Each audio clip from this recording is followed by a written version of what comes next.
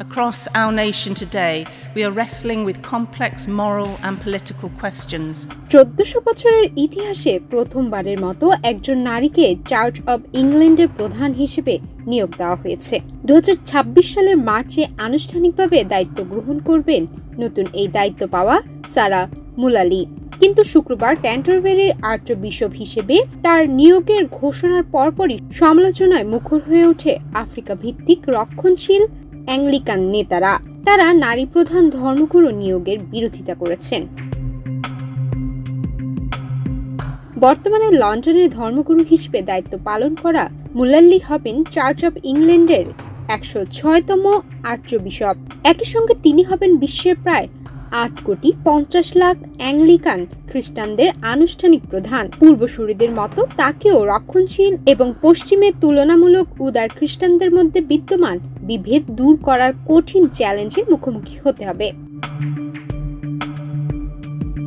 Canterbury ক্যাথেড্রালে প্রথম ভাষণে 63 বছর বয়সী এই সাবেক নার্স চার্চকে কলঙ্কিত করা, যৌন নির্যাতনের কেলেঙ্কারি ও নিরাপত্তাজনিত ব্যর্থতার নিন্দা জানান। পদ্মা সেতু, মেট্রো রেল এবং এলিভেটেড এক্সপ্রেসওয়ে নির্মাণের গর্বিত অংশীদার বসুন্ধরা সিমেন্ট। পাশাপাশি বৃহস্পতিবার 2 অক্টোবর যুক্তরাজ্যের ম্যানচেস্টার শহরে ইহুদিদের উপাসনালয় সিনাগগের সামনে হামলায় 2 জন ইহুদি নিহত হওয়ার ঘটনায় ইহুদি বিদ্বেষের সমালোচনা করেন তিনি। 11 বছর আগে প্রচলিত সংস্কারের ফলেই একজন নারীর পক্ষে আজ ক্যান্টারবারির আর্চবিশপ হওয়া সম্ভব হয়েছে। 1400 বছরের বেশি পুরনো এই পদটি এতদিন পর্যন্ত কেবল পুরুষদের দ্বারা পরিচালিত হওয়া শেষ ব্রিটিশ প্রতিষ্ঠানগুলোর মধ্যে অন্যতম ছিল।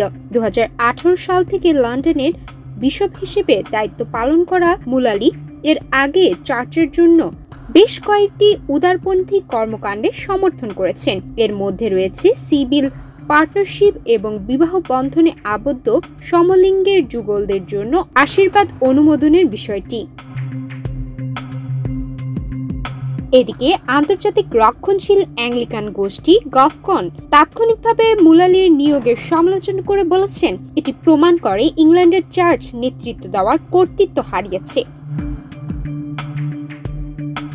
অপরদিকে যারা মুলালির নিয়োগে আপত্তি জানাতে পারে তাদের উদ্দেশ্যে তিনি বলেন, আমি এমন একজন যাজক হতে চাই যিনি আমাদের ঐতিহ্য যেমনই হোক না কেন প্রত্যেকের ধর্মীয় কাজ এবং পোশাকে বিকশিত হতে সাহায্য করবেন। পাশাপাশি তিনি চার্চকে একটি নিরাপদ ও সহানুভূতিশীল স্থানে রূপান্তর করার প্রতিশ্রুতি দিয়েছেন এবং চার্চের অভ্যন্তরে পরিবর্তন আনতে দৃঢ় প্রতিজ্ঞ বলে জানিয়েছেন।